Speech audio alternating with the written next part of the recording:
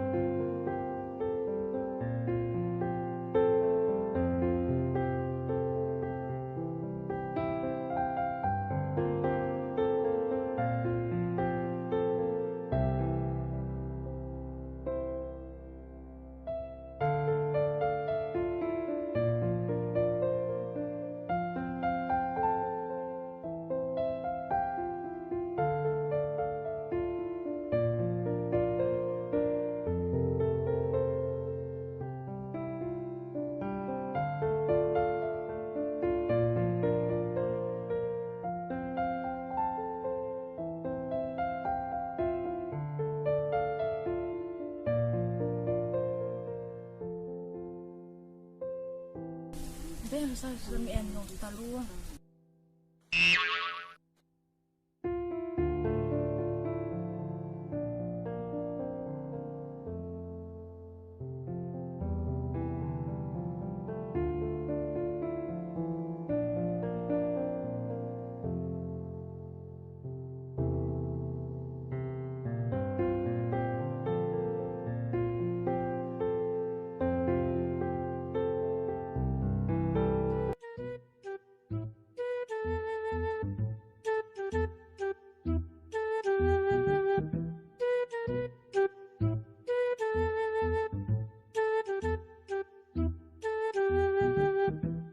Bay, long rõ.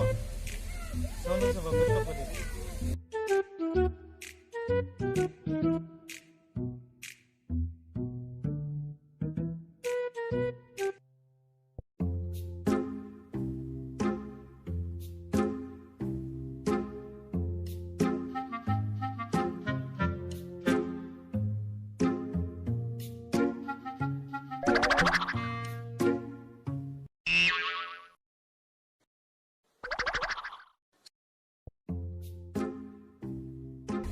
Bay, ini long ay tu le.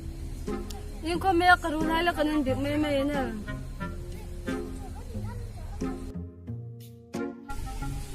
Ini middle trading. hindi miti kami su misil lang nga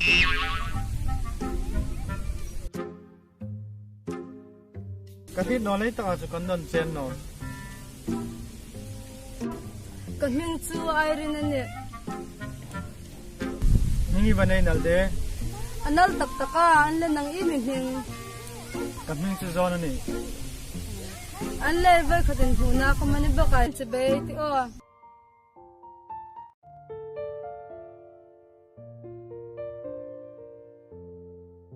bay thopi ta ngay tên ta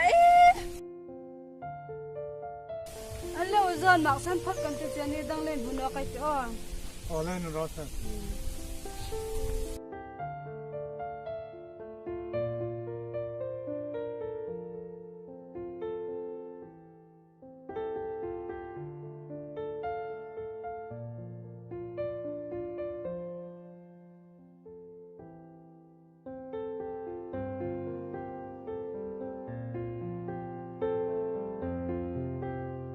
Yên bay, ăn mặc sẵn chế hội ta.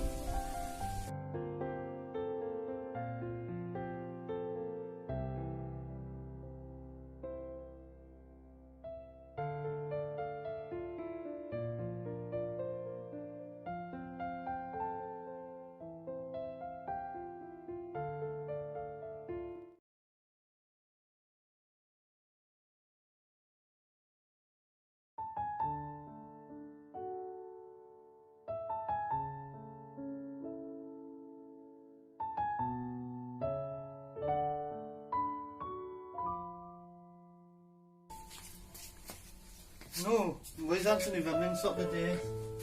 lâu gian đây cái ta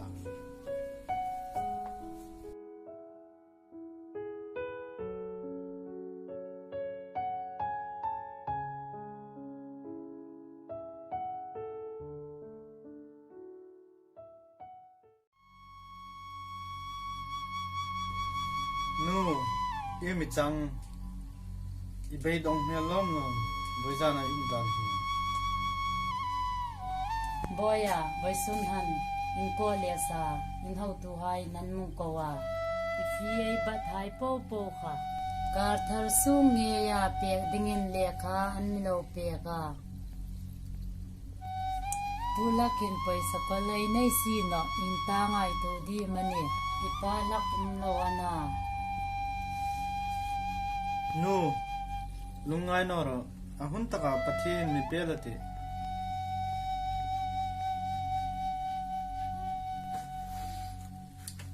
boya na kon bazar tara zin kare college pe dingin hupaliti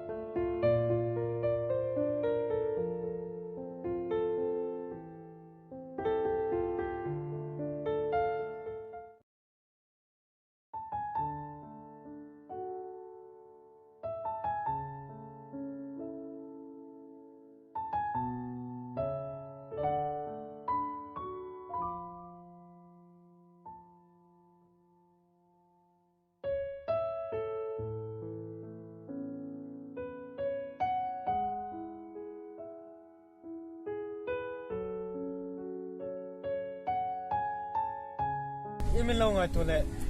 kan lo un thung vel mai mai ni college street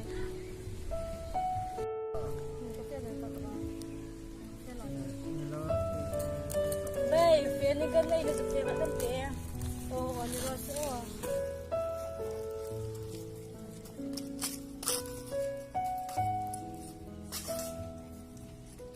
sun sai ru nu chan su pe ke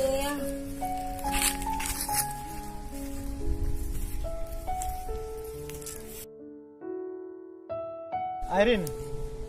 thil thil num che kana ya khong pan che ni ing thu man ta la zon Irene kalom hutran an thok che khan kam hangai che a imi ngai dan mi thil theding zon ai vai khatin hu na chawa mi mangai nga chu mangai na dik chi di man o kam hangai ta ta chen nom Irene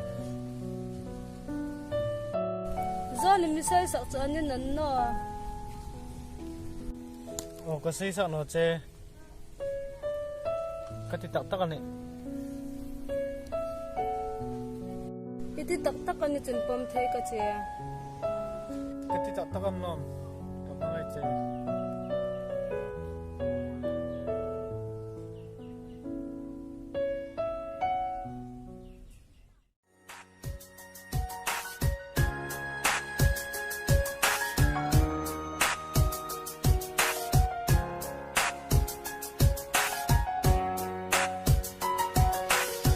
Isak mel mohi oi di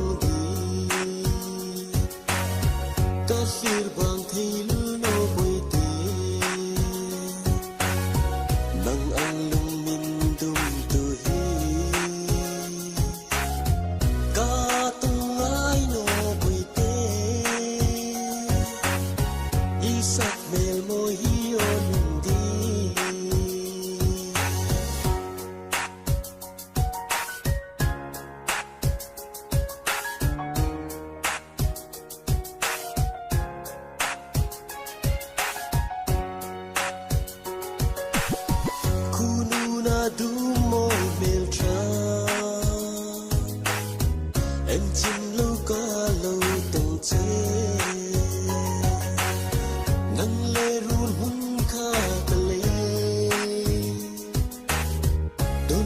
kanum nge boite nang ang lung min dum tu hi ka tung ai no boite isak vel mo hi on di lung lai ru ka hin lung di ngil ni re ni thi no min hil big no la boite isun ngai an ring now hi nang ang lung min dum tu hi ka tung ngai no boite isak mel mo hi on di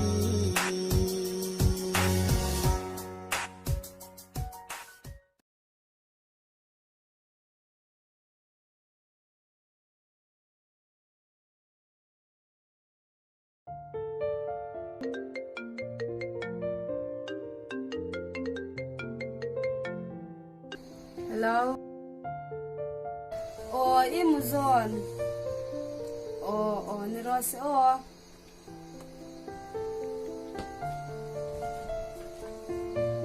Bay tum zon chu. Kangai zong pa ni khati. Rose nang tula hi ngai zong inai no ni. O Irene ngai zong chu kala nei nu no phar ani in chuk lai ai la ni lein Bay an lei nu le pan pasal lei dengan ti chen na a.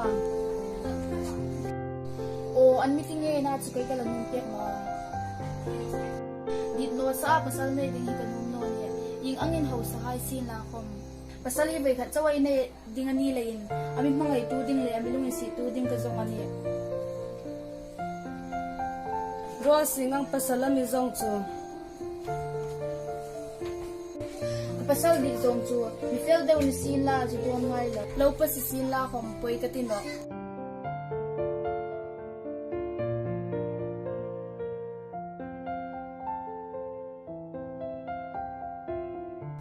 nang ni pani hile khatim man ni ka ti chewa ngai jong thu man rila ro don ro kha ndang a tolen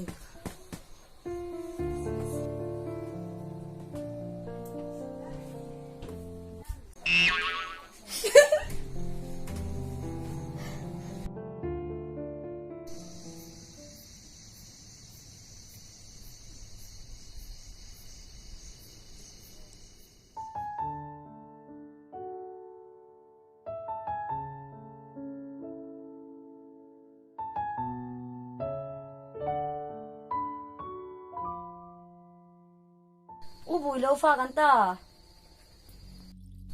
Oh, kalau fakti.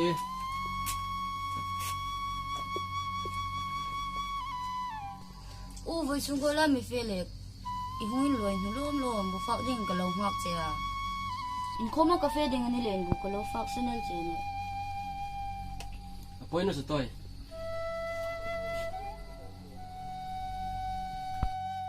ubui ka ka chunang ko min khomi tum lak tala Kan kom no khama nang kom thole hun to kan a toy.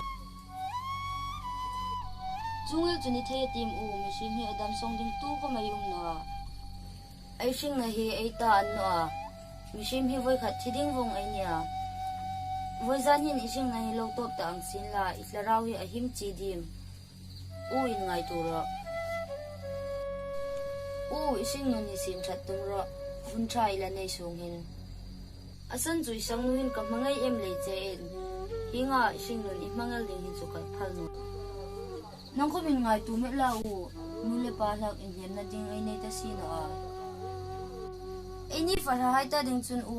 pathin chaw no hi chu bel ding ai nei no ni Ni Rose, Rose. Ngai tu lo mai ni. Masal ro zan sota. ni ro se u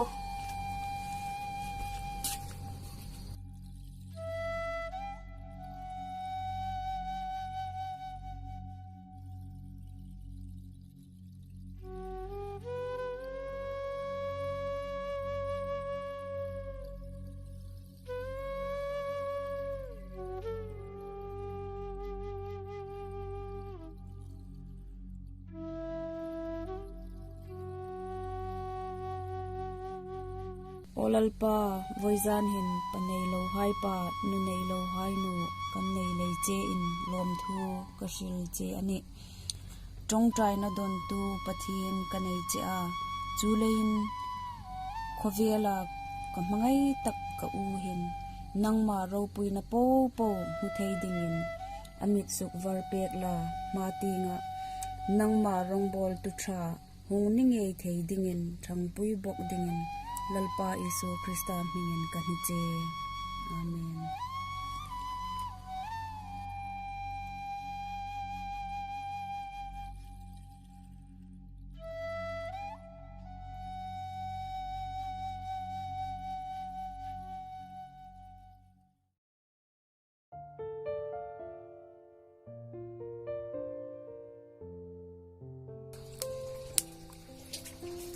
Irin yung mo. Ngon thura kalom talu kalura lai lai tak hunga zon Thưa mình tele ilong rula kalon lang kitchen. zon zan ting kan kanu ha nan long fona in sung bu ne lein an hun cha ka ya zinga cafe angayan Yung boy namin nile. Ito nga naman sa kail cheche. in kom lam chun mi thal na ana chu zinga la hung kai photo an mi ti a Yung thua man ito ding o. zon kai ko ma ka shin no cafe kai pha la hung thal ka ti che Irin mi mak san ding chu kapal no che. Amiru chu inu hai nan hun chang kai che de sia. Yom hleta. Amiru chu khodam huno umla khom kampang ai ban che he. Sai hunga no ro. zon chunga mangai na darme me chang ka mangai no che thi chuna ring dinga ka mangai na che he kan han che an non Chu nga iti ni chen. Kay kami ta ding in ring takin lo kata. Yung kirno hunding chu. Lo clear jing gati. ni e ozon lo lungai thok ngor ka hung ke no khona lim daw ne le le no dengan non An nole jinga jin su ding ni le. Jing ka thon ma inga ya. Kay kami chunel tang thwa.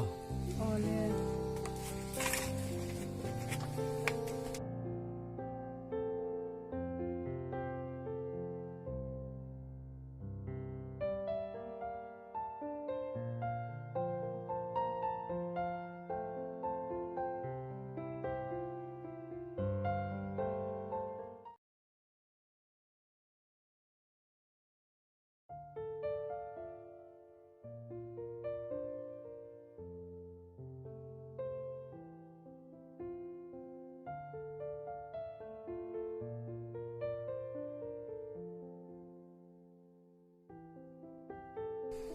Nu rosai nu fakola man le. Rum sung tenga ni ngan ti. Ros nu longan thungta.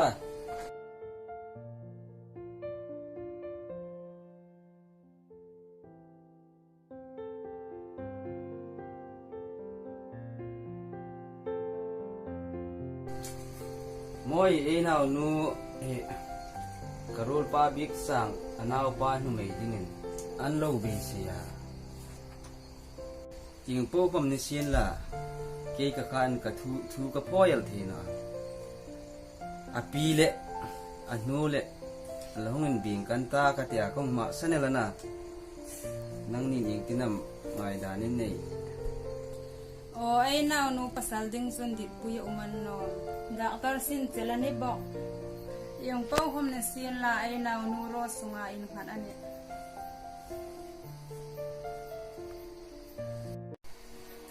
ka nào nu ka thuan nom ma ni nào hai chu ei chunga si ding ni lawa o ke le nangin trai ti chu a pom ding ani la ni thil tam ding lawa ei nào hai chei thu thuan nom Chong chini lo era ma. Nang komine no san sakei pu ka. Nam lu thai sin la che nom chi ding amani. In ngai tu ro. ประเทศนี่นาวรีลาระมัลสอมนาปะขัดเปียกเสียอดัมชูงาลิมดานดึงไงตูเปียกเล่มดึงอ่ะกะนาวนูจุกะทูทูนี่ติเวลมอก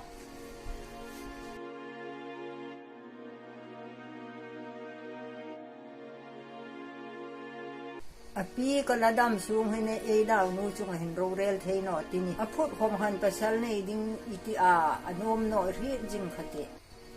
นูวนาละจงจิเตต้องจักตรอก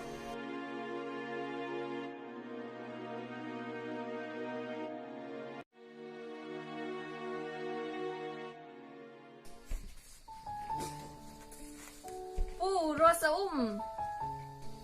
โอ้หุ่นลุดเราหุ่นถุงเรา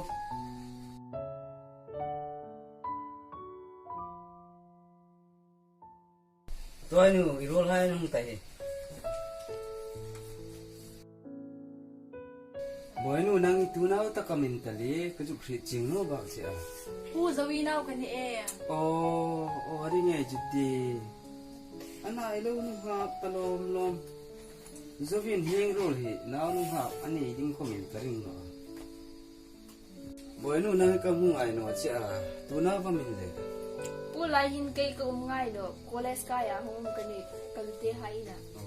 ani ngai sik no chu Ross Island classmate in ni pu kan pathun classmate kan ne ani ngai sik mo tra thadon school kan na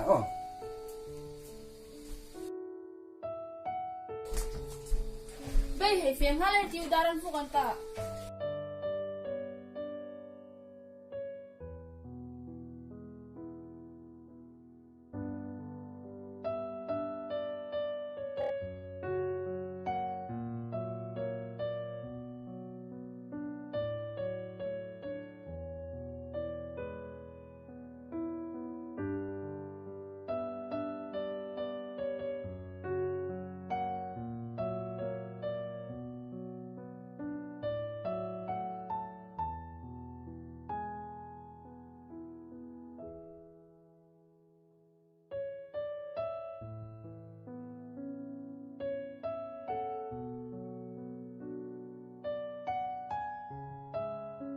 pa kom kanute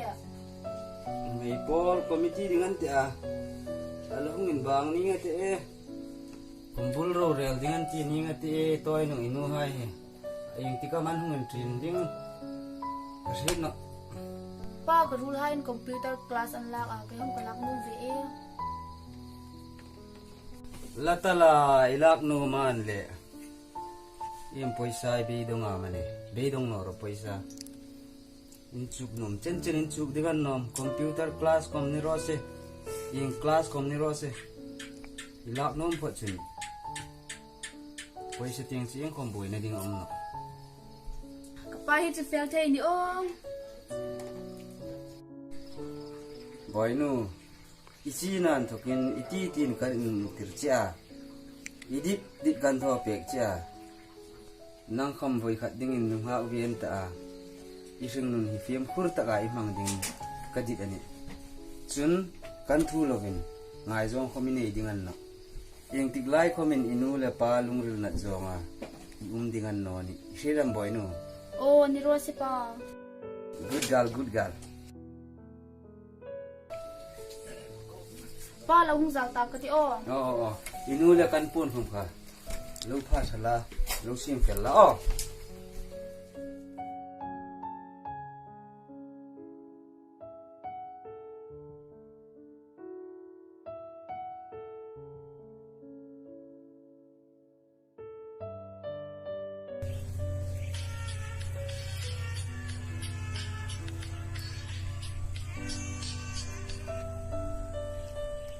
Irene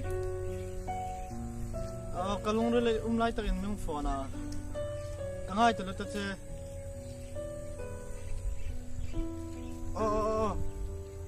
long to kan che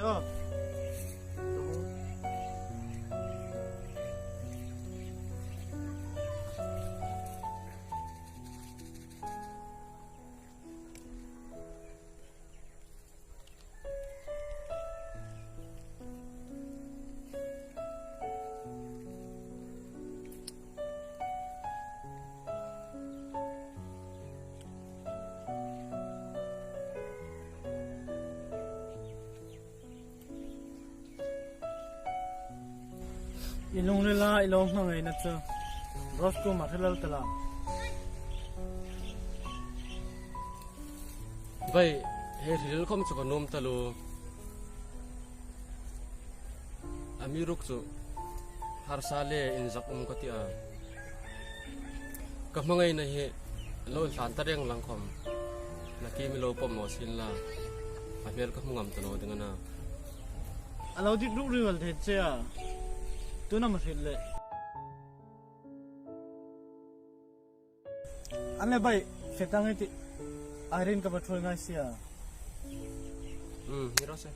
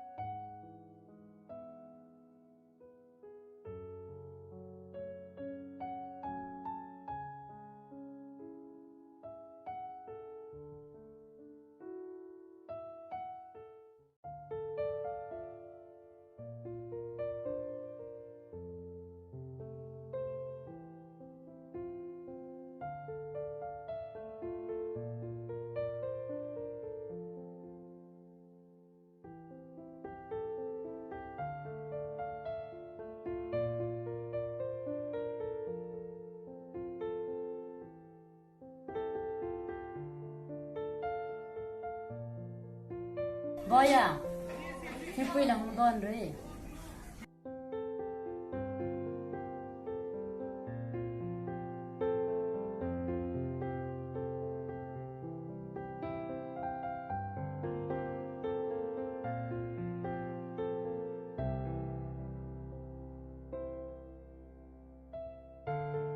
Boya, inchung na he, nandule, kademai takin, ito ano. oh no yamata chung chu min dam takhi da O boikat puisingin talayin. Ayin sungir mun fin pebonga. Naile nailawa ipale inchuk dilche kan nilayin. Chun ipale kanin hat na takin ya. Chulayin lekha hi chane ngai dawin inchuk dingani boya. Ngay trai ti zong le di zong sang ba lai chuni nei nge khom karinga. Lo nei ani khomin boya. Ayin sung le in ne in mangai tu. Lungoi taka ayin sunga thei ding ang chi. Izong lem ding ani oh boy. ninge no nim no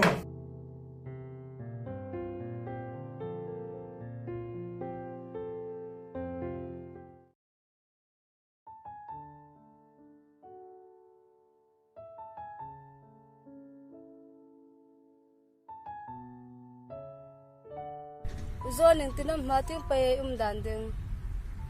Irene yemi hril ji chu zon en nail ta ding in nei chu kanum lai jingin nu le pa hai an kol na no ya umele ni lein ni hai anga in sung kha sa thei na kan ni si no chu lein lan chu phorei ta ai ni ke a ai ngi thei ma chu in nei chu la hil no phorei ti Irene o ni rose o zon ni ti dan ni rose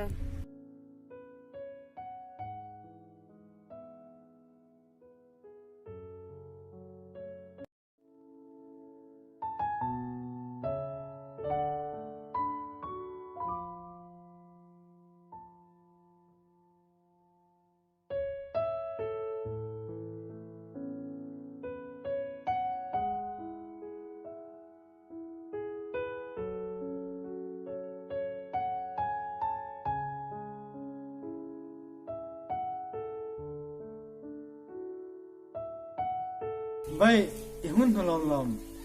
ấy đâu hoa học gì à phía nào cái lúc này mà làm ăn thế vậy với số đó cái mua nó thì nhiều thật trong sự vậy Ross cái hit nó mò Zewa Rose kui kha karul cha takani kha anh ya Irene lo cái việc là ningai no ni me nang lo mai ti chu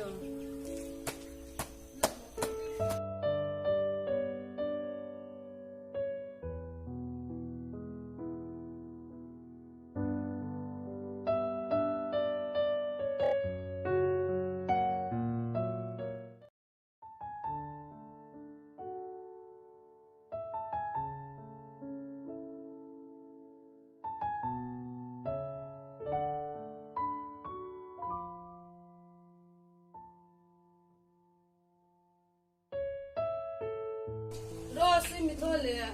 Ihung le ani bai ihung ka thola hun thung ro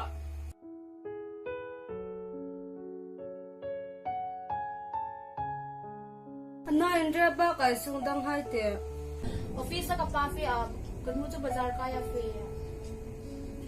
Rose thil thil num che kana ya ka hung pan che ne ing thu man tale Irene Rose Vaizan Khan kan in a zon le Zehawa an hung le nga kan ho lim na Zehawa chun tra ati thu hai che amishula ala chu Rose kan thit tir ngam si na amiti pe ka Zehawa in milo shul pe ka amiti pe ka tu chan chin thul de nga chu hung kan e mi ngai dan Irene kasung hain pasal nei dingin ko ni lain mi lai ti ta kay ka law dum pe ngai na amirup chu Zehawa ka mu pura to na fer nel ka law ti re ngani lawin mangin law ngai zong re ngin nang khom ka pa hal mi dit pui ro ding ti ka shi lai ani asan chu an ngir huna har sa si a bai ing pau khom ni sin la nang in zinga in hu pui reng la thil da ngai khom nang in thil la thalamate Miro sa zinga in mu pui tum ka ti bai zong mak san na mal ka ti che o san chu ina tu khoman im sin na khai sung dan kan ni si a zu fe ka ti o ole ni ro se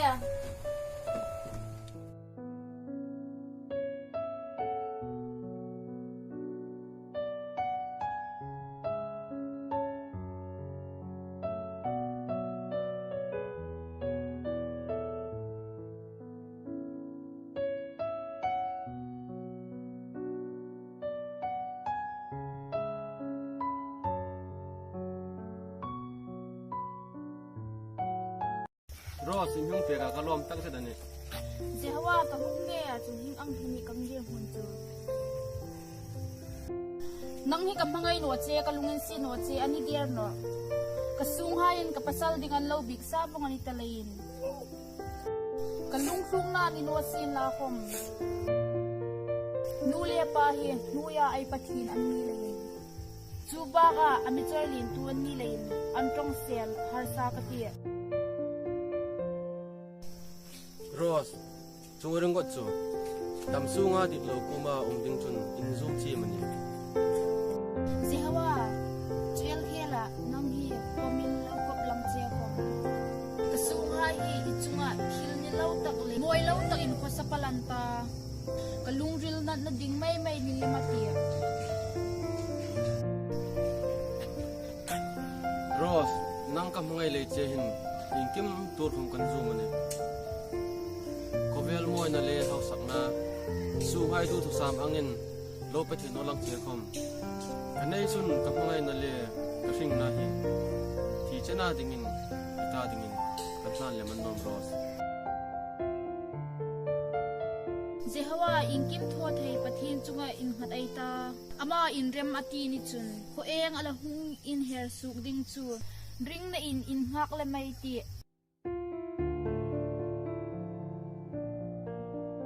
Zehawa lo ma san phot ka che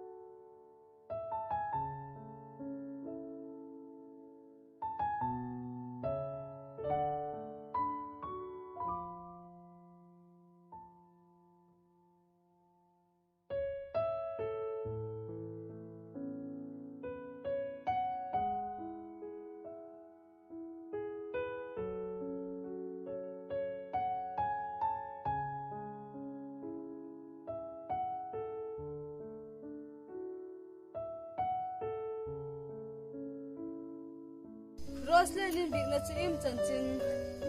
kata dingin chu a sa me le iron ka big dok kan ring na chu im san bai anu le pa hain pasal dit puyen lo nei ta chu thu ku chu rose na melo hila in tak sakai tho ni ama no noi tang kanai si no kata dinga khunu in alo ru no reng khom ni ngate chung chu ni lo ve bai ilung su phang ol talo ibai khat big na ni khate ani nge yan nom lungai no ro kai ni athang pui tu ding che kan uman non ni e nang ni anga ru tha kanai cheu hi kong kha zo kawang nei nan nom ni rose lo fashion ka chego ina ka sang nu pha chu ma pha ni ro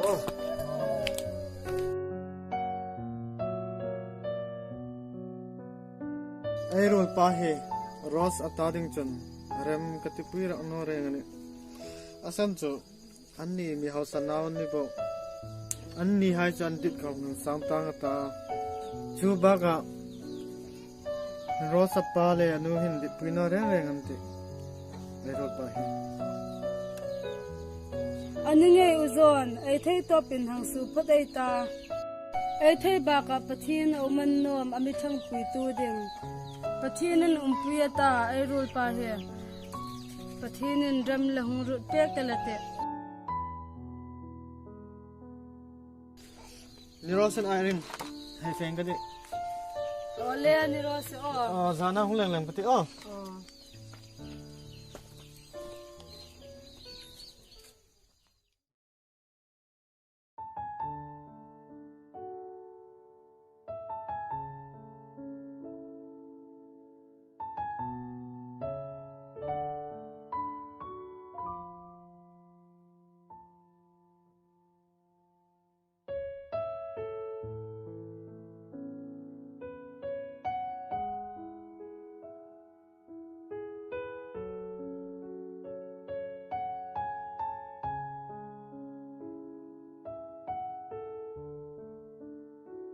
thing pui don nu pui lo wa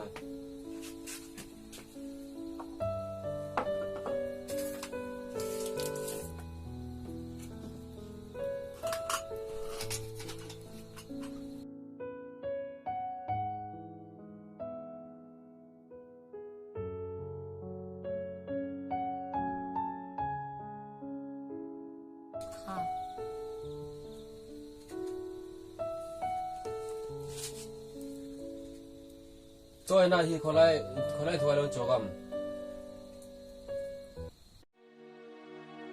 lom na kim medan ro kathil ti chu kholai thoi ang lak lu dam nga hi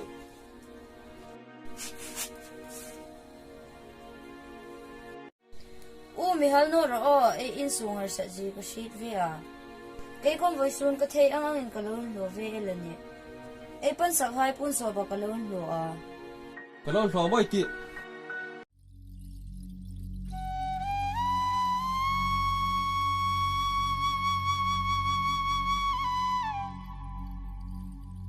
tôi in tik lai comment in hodin kapun nga no chen no im ta loi no lo har sa le la kom tôi i u hin in hodin ni kapal ring re re ngani u mi ngai dam ro nang ka lungin sit le chau che a hin thi ni lam tho pani in kim mi so ji hai ka mu nangin imilungin sit ang thowin kai ko min ka lungin sit re chen nom u tôi mi ngai dam ro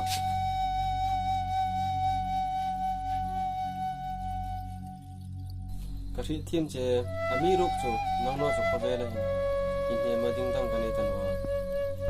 rim sitak le har sataka yum ding chu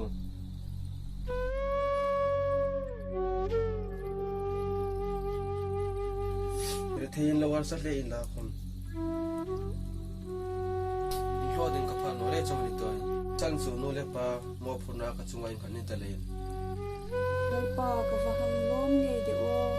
in lom no ma u thatak le fel tak in pe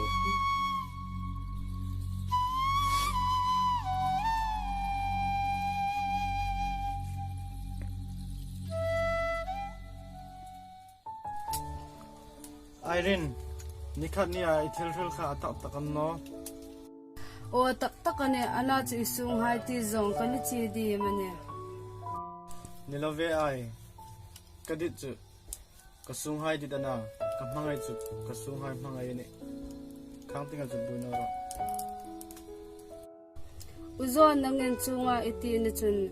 thale ram iti hun huna ni al ro se kalom talu ai chunga thale rem ka ti hunai don pe the ding ni chu zone rul pa ka chalung si tum thowe a chan te kha e thei top chun hang thang pui phat ding chun ni no ni ani nge mo rosi alung ril pom pon lo mangai talak lo si thei top chun hang thang pui phat no me ni no le wajan adin mang thap phare ti a tin pe ka ti a ole ni ro se mang tha o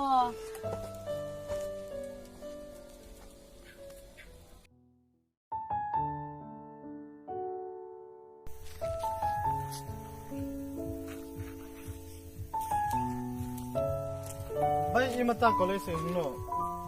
ka zong ngat chia la hin imilo thole Wasen so koman hoirak no kong kai no ni bai. bai khel me tum ngai no ro kei ba a haching tu che hi ngai non hai thil ni thelo ding ngai tu a idong rel isu sol be la im tang kai na bai ros nak chu mi tan ta sia chu ba kan ni hai chu ai ni hai nei pu na hul hul ni bai a thei phot chan hilal taro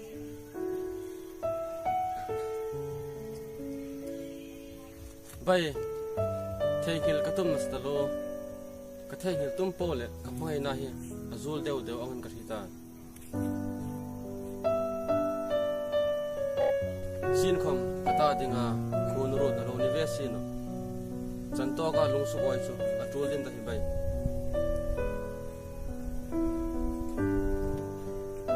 ani nge bai a chen nam ru no ngai la lu su oi le mel ro tra fe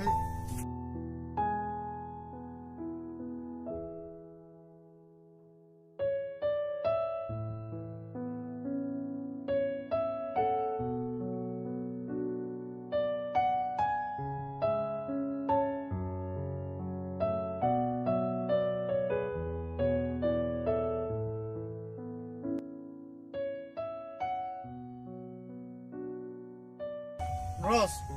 wait no na check na. Iman telefon.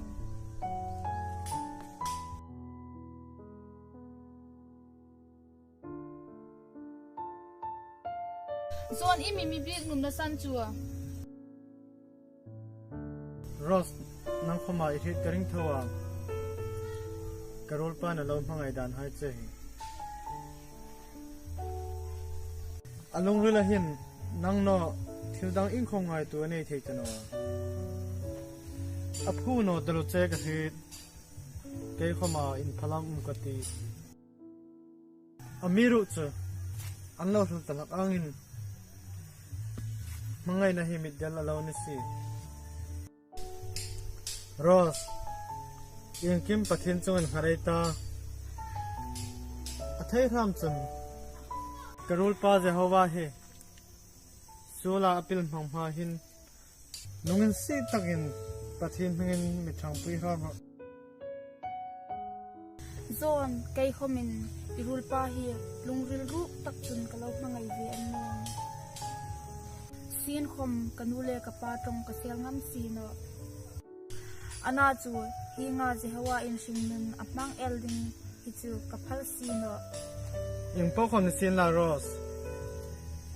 karul pa Jehovah chunga hin chu pathin le nang chunga inhat anita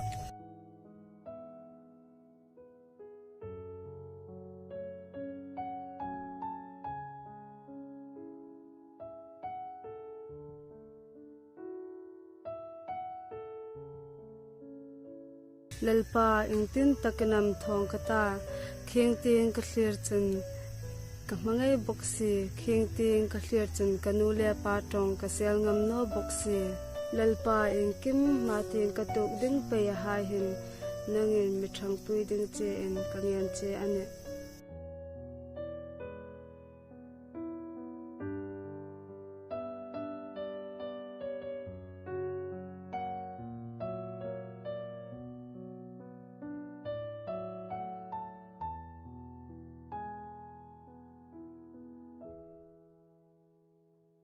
Zewa imi mangai na der mai chawan non no. Niloweros mga na dermay misun kalau mga no chen no mga na taka kalau mga jam chen if mga na chow no hin churos ka Hringnun him thei ngai no ni Chung tu nilawe zewa kai hin na ding mungai no tini pathi na chaw no chun pavel hin na ding mungai no tini zewa hinga ising mang ding hi ka phal si no kanule ka pa hai tong ma ka sel ngam si no nang ke enchel la kalungin si box si che ingtin ta inam kai kham ka juk tho chung ve ding nuya ai pathin chu ai nule ai pa hi anna nule pathu zom hi ai bible chun nuya dam so na ni ati box si akholem him ka tlanglem ta ding nang hinga Hringnun ni mangal ding hi ka phal si no ingtinam ka tho chung ding che hawa misil ro Ros ing po hom ni sila ka mga na che hi mirthim pek phot la ei ma ting Hringnun ding chu pathin chunga in hat podai te zewa hinglom lo mai bilau mangail hi chu kata dinga pathin rem ru khom chu ni tang ti zewa ing po khom ni sila ka mangai na hi ita ding kan nan Ros kalom talo boisun ni hinju kahim tak zetane pathin chunga de nanga chunga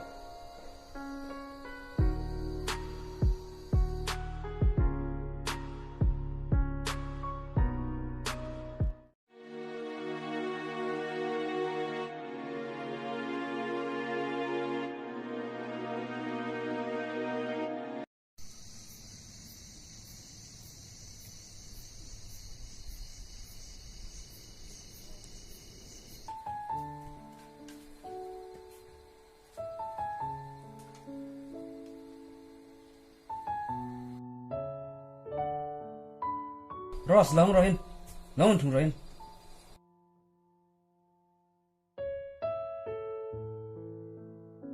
impa Ros boisun ai teusan la ji sot ba ga hola mi fe le boisun hola mi hung cham ba boisun kan tu le mi ni ho pa tu le khom kan mun e mi lem nor ka hi vongani yin kim ka hi vongani I mata kadit no zong ma da yung ma kom kan kasil ta che ka pasal dit no zong le rin huding kom ka phal thak no ni firam I tho ngai ring dingan ing le ya kha pa le kan in hangin mo I masan ing ang nau fra mi re the hai le dam ki mo in hangin mo kan ni laman za ka phal thak no mi re thei nau fara li indi ding dam chin chu kapal ding in ringani ke I pa hin mo I pasal ding om chu ka hri dani karul hai mi hausa deu officer million deu an tamani I me chungai dam chu nau fara mi re thei dam mo I mangai a om khom no himani in ngai toro Chunga ummi me ding da min mo na bin kan I chin so ni pa itong ka sel na angin ngai lo la ai bible in mir theile fa ra hai mangai din amiti sat sia chung dam chun mo I mi hei ril bible in inul ipa thu zom ro no ya dam so di adini no le pa thu zom lo chu vàng ni na ko man nei ngai no a nuai ko man dam sot no ni ti hiro pa chung chuni lawe ke le ya be sim sim pakhat abo mangal ne chun mi hai ta dinga nan na in sun tu kani ne chun san suk tu ni kanum le man no pa thei ram chun nang khom ilung ril mi suk nem pek la pa je hawa he pathinin huya ka pui ding nge ya abilau rut pe angin ka nga ya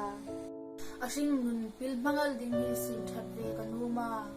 lungin si takin pa nang khomin mi pom pek ram ro en ka che Jehovah ju sim that thei himam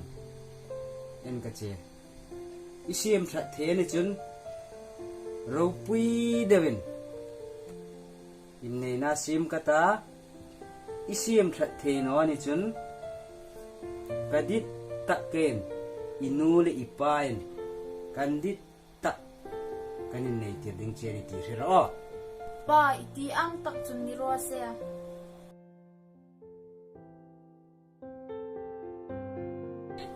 Kanao no he ing taka mangai tu anta o hi ang long rel a he ne li chu ma ka ti ko pele lalpa vezana ikuma kahungen na he lungin sit takin midon pe ding che en kahungen che ane kovela mangai ne ding in emilo road ang bokin ke nge komin mangai tak kane ve a sin khom kanule kapa in rem an ni te puisina lalpa nangin lungin sit takin mi thang pui ding che en kahungen che in kim chu ithun ni sen chu hai po chu lalpa isu hin kan ni che amen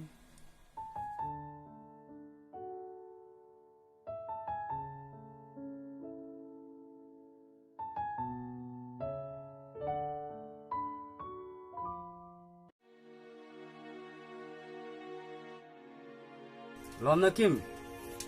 yu Jehovah khola ma fe khola ma omle e pu yungani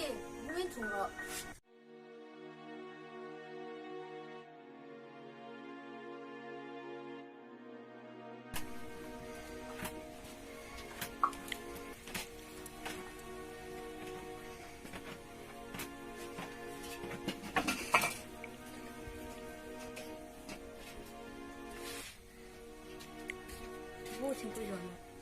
king pui do na hong kan no la choi ki pho do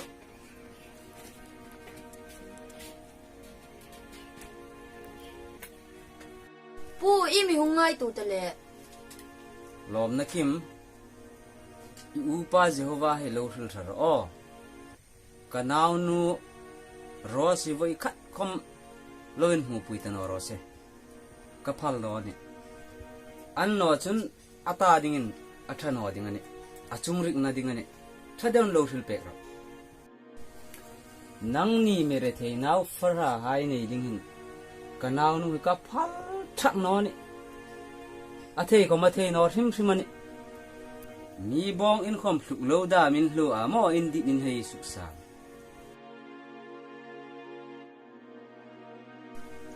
aninge pu ko upa chungai dam ram ro kain chadewin lo shil pe kate o tha alowin hu pui no kan chun I upa rim se hle ngati ka soi sak na sa hle dingani upa chadewen lo hil ro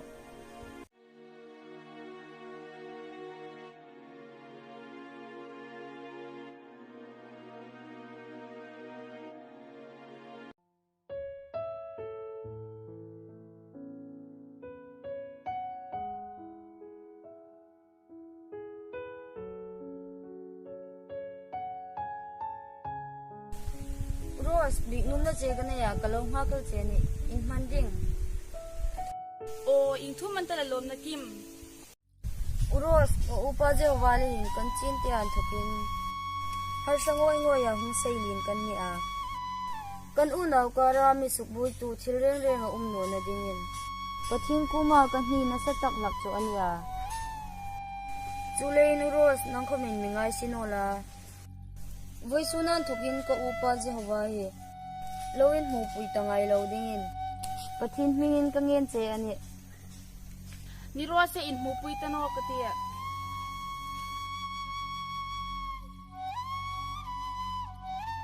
Uros mingai dam ram ro ipa trong bao he ka upa ka tri pu le chau ani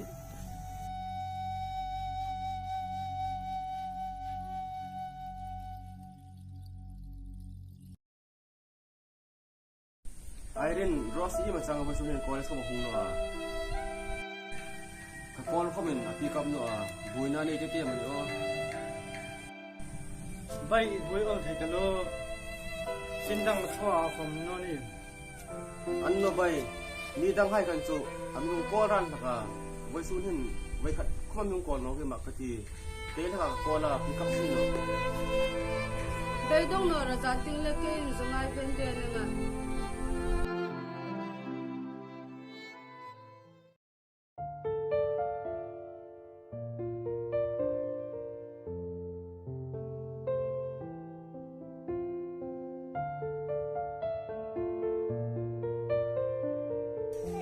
Uzon kalung pan cheni. o in thu man tele hon thu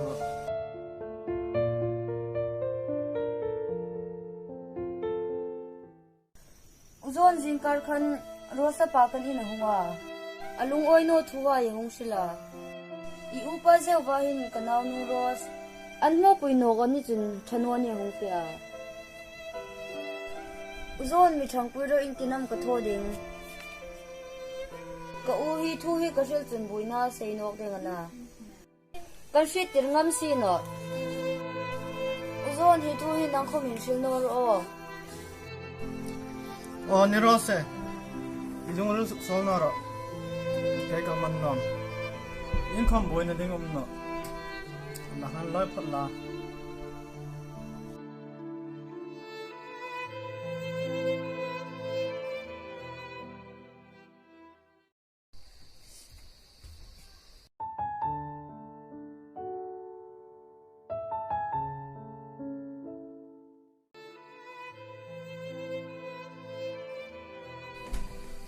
Ingon ta boy no.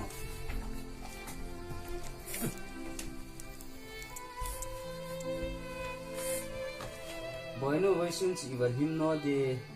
ye mi chang. Pa i kong ka chang na e ka tha. pa ka pasal dinga tha le fel iti chu ne dingin rem katita Boy no chunga iti ni chun. Lom om chu. Acha ni chu tuin feng kata in big na vani kanti. O pa i thu thu ni taro se.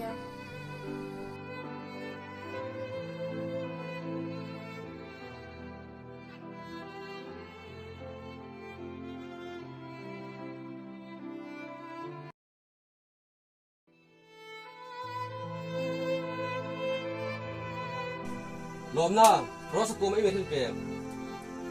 yu pa hi imelo bungai ka sona so imelo bungai on ti mo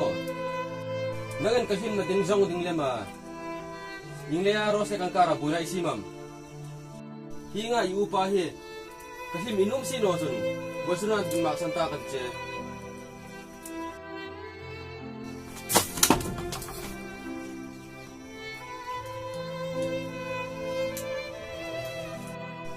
An noi mi fit tim no le zo ni le zu kum ro. O mi ma so no ro hung ki ro. O!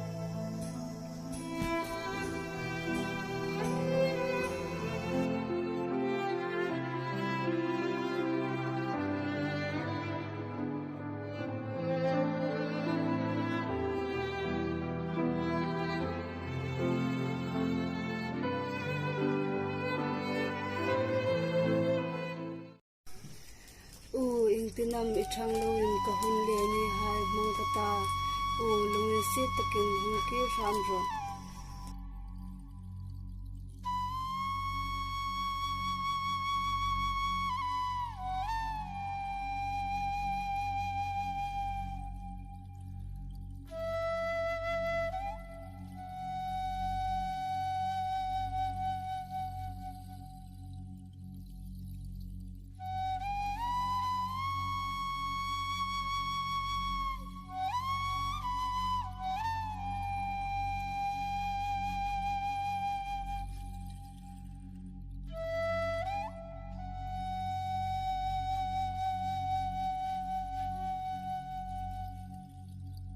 hinga yu pa hi kasi minum si no sun gosunan tin mak santa ka che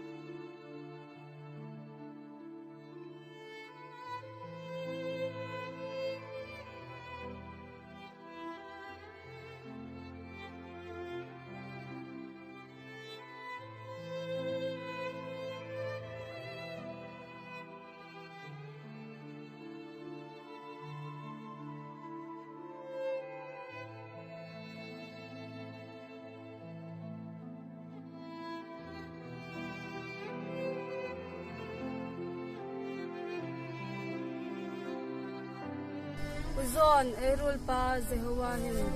asang nuin alo bora sanhe ashit pachun intin lominam atur ting thudik tak ahung he su pachu atur na omsi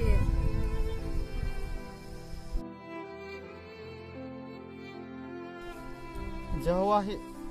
kholan hun omsin na khum kazong do ngai ni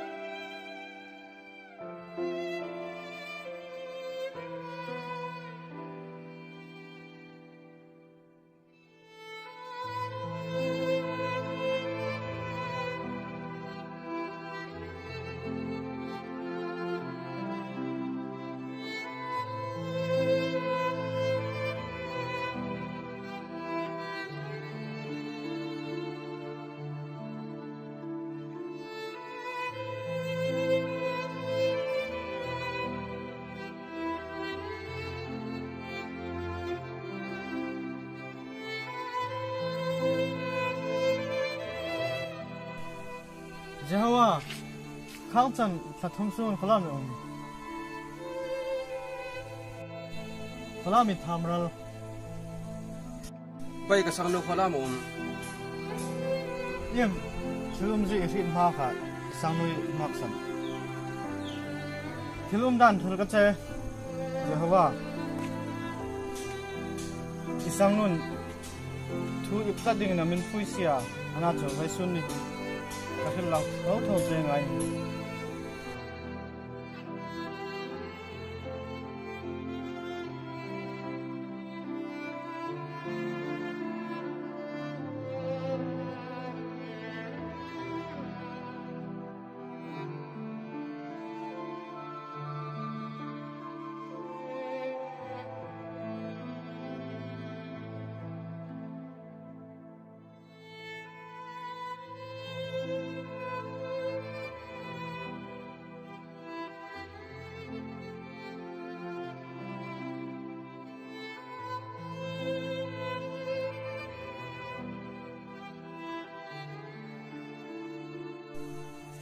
Chilai hit Hmar him chilai thong ai no chuni chu thilum dan bai chu tu hin ka sang no chu khola mom ta le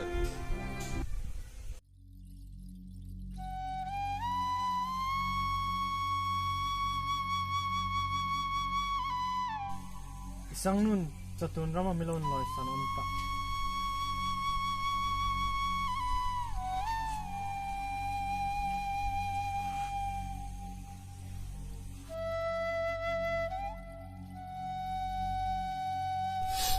bai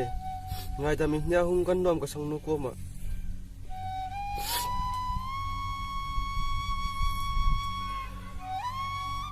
hinga ami lo bor san ding bai ka lo ring ngai no a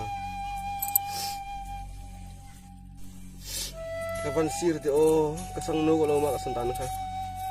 ni ngai dam ro toy ngai dam ro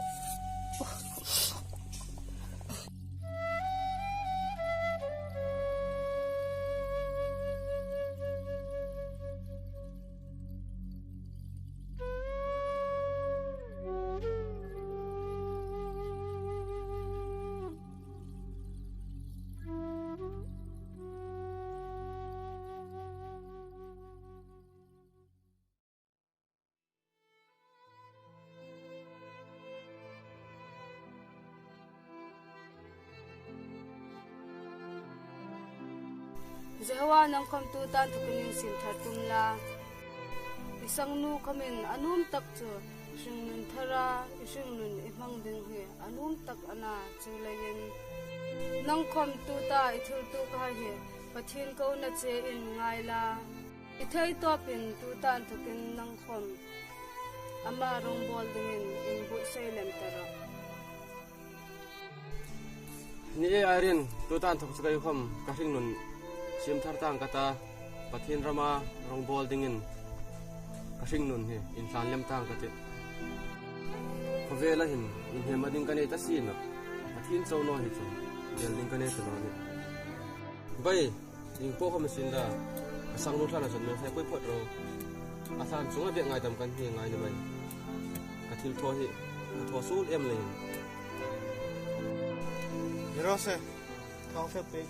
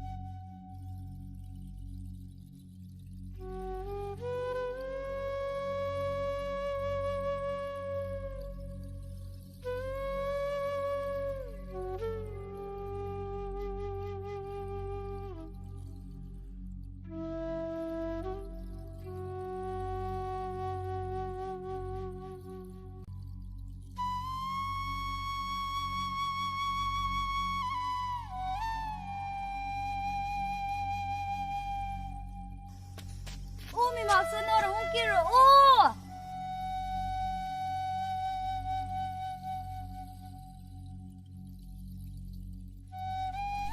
nangin imilung in sit ang thawin kai khom in kalung in sit ve chen nom u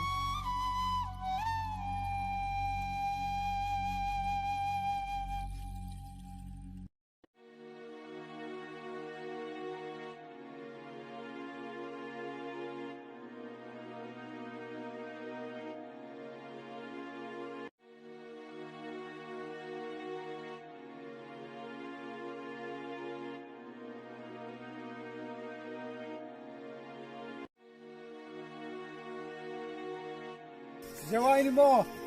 Oh, kani. Rose ngai zong pa inal khom inal thau hi ti mo karing no bak de ni lo ju thean ti ham en ta hi Rose ngai zong pa ni Rose hi tu mani riet nom kanu mei ding ani he vai kat komin mu pui tangai no ro riet injak khom injak no re Yemini son ke hi to mabulahin iungen tlar ngam renga rodam chu kata ti hi boisunan thoken ihet ding red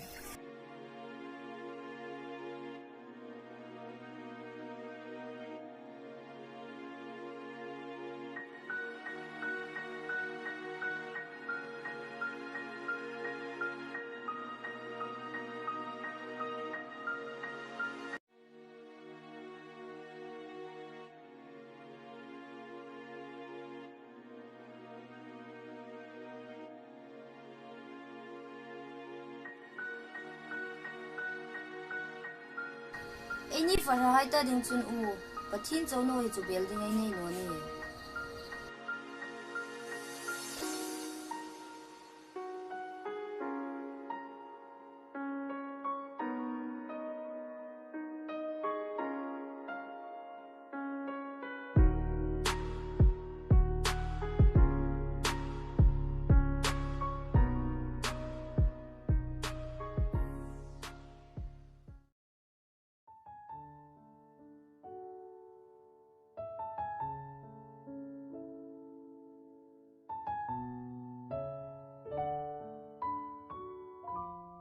Pu có một phần trên này. Muốn chung rồi, bố à, em mà nào.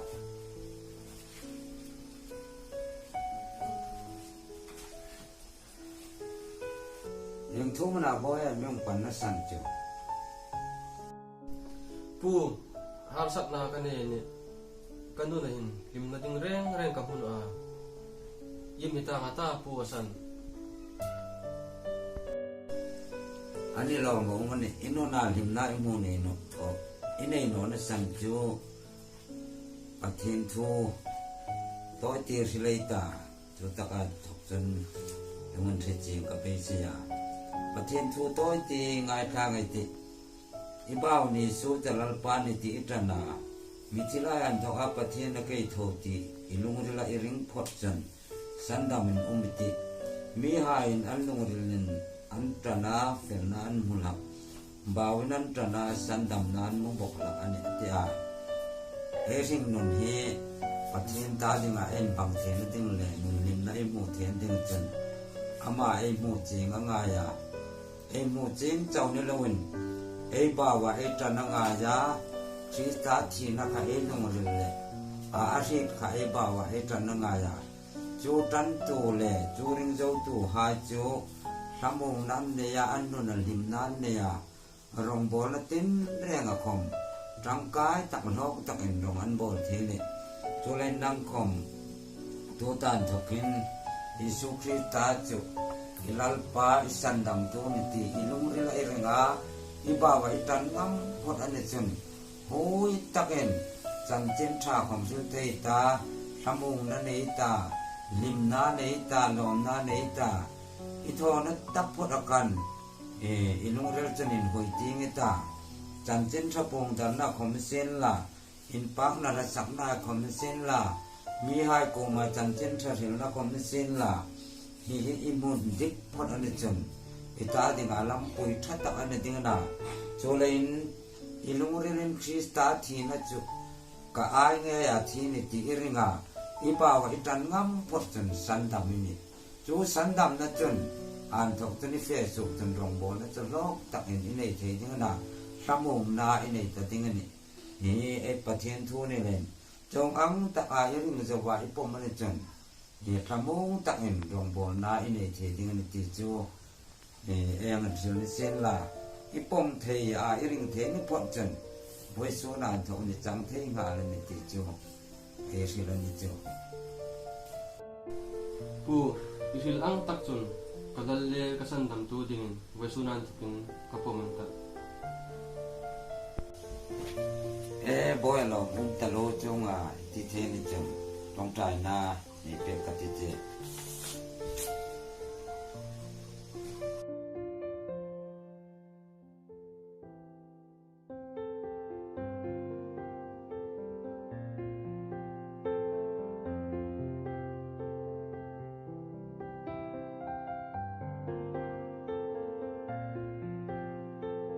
Alom telu apu.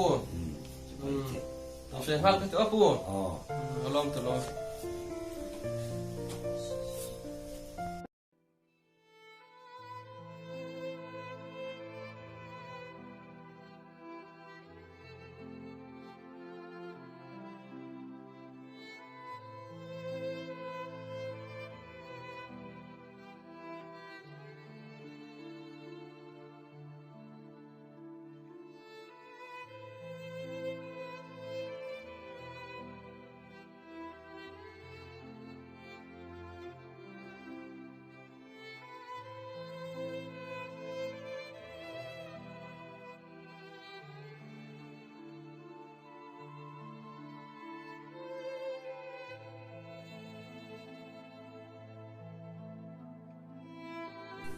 Tôi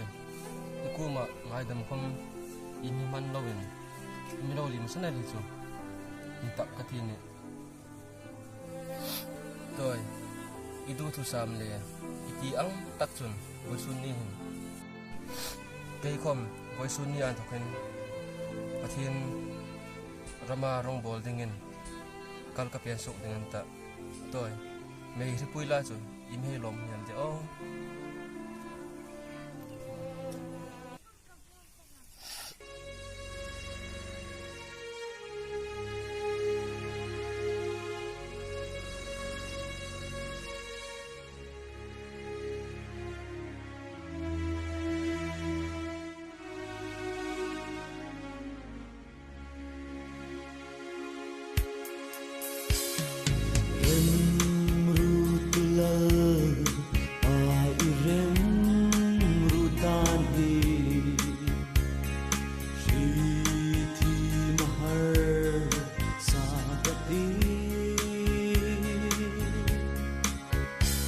Hringnun sa ta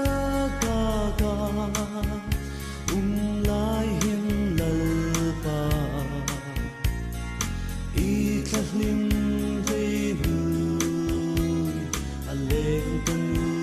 ngeyo beidong letsa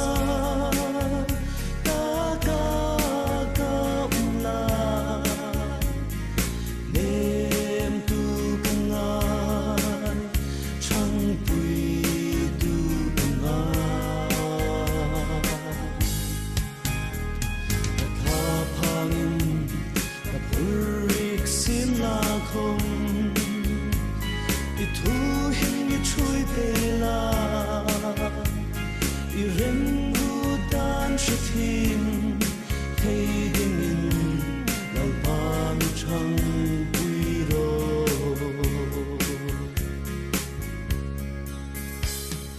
nắng nô chu về cùng rê ngắn xino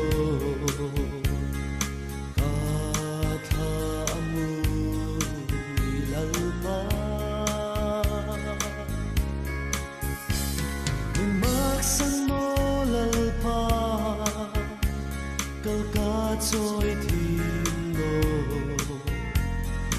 min thal nô pa tha ngam thấy nô bê đông lệ cha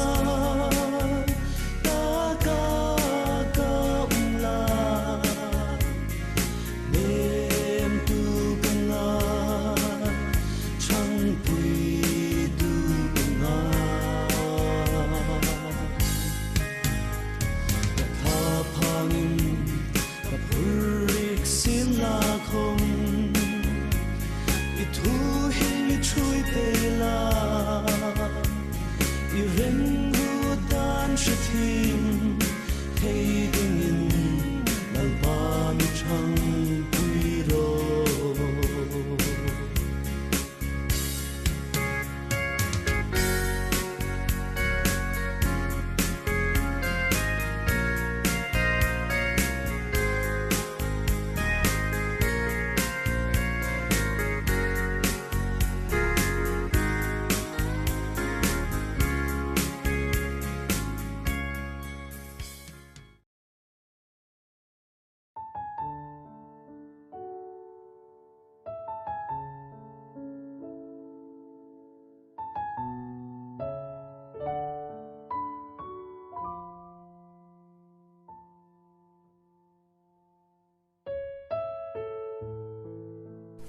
boy lu inu khola ma fele office afia la mutin lo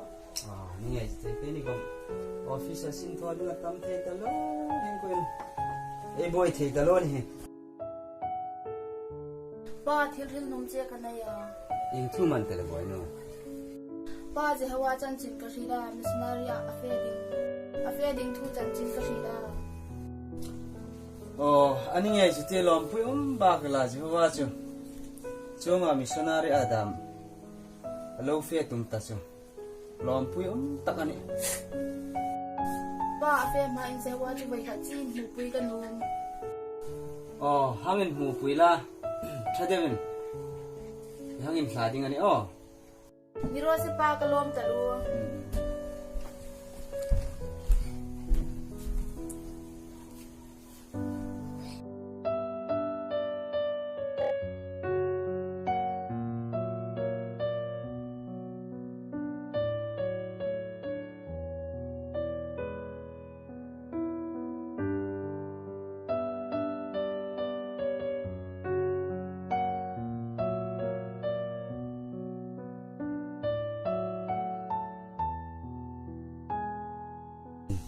Cing tikam je hawai hong kir nok ding pathin rema ti chun in hu nok hun ting sel nok thon ne bai tu hin chu nangkhom pathin ram rong bola feding in ta kolai huna na khom theng ngai nor oi ro lai chun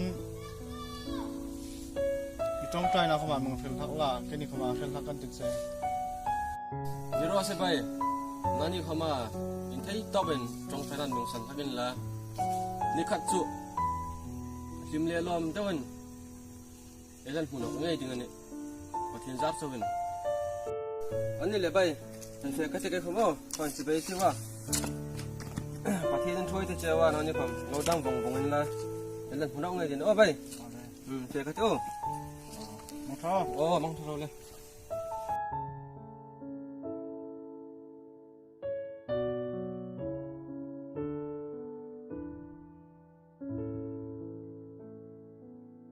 je hawa imi mak sanal dengan ta Ros tu hin chu ka Hringnun poimo tak chu Yesu Krista chaw hinta kadam san chu thei to pa ama rong bol hinta khovela hin kata dingin ing khom ihne mading kaneta no